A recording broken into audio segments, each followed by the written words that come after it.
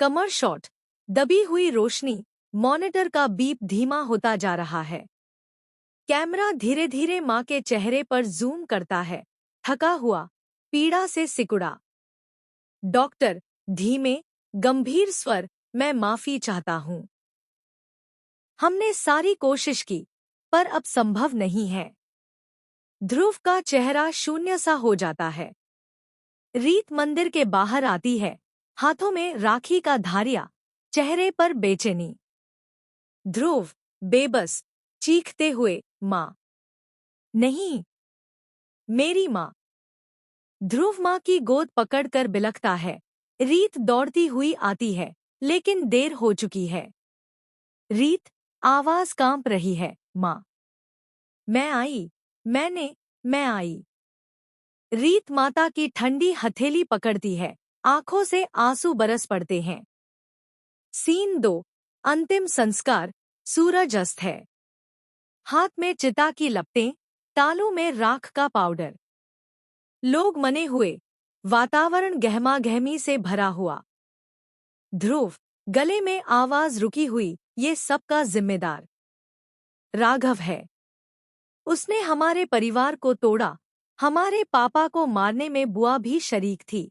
और अब, माँ। ध्रुव राख फेंकता है। रीत उसके पास आकर उसका हाथ पकड़ती है। रीत, ठंडी आवाज, आंखों में आग, जो कुछ हुआ, अब उसका हिसाब लिया जाएगा। चाहे कितना भी बड़ा हो, चाहे कितनी भी चालबाजी कर ले, हम उसे तोड़कर रख देंगे। दोनों भाई बहन एक दूसरे से बंध कर माँ की चिता को अग्नि देते हैं। कैमरा ऊपर उठता है, दोनों के चेहरे पर बदले की दृढ़ता। Scene 3, flashback. माँ का दिल दहला देने वाला संदेह। चमकदार मोनोलॉग में माँ की आवाज सुनाई देती है, घर के अंदर से गूंजती यादें।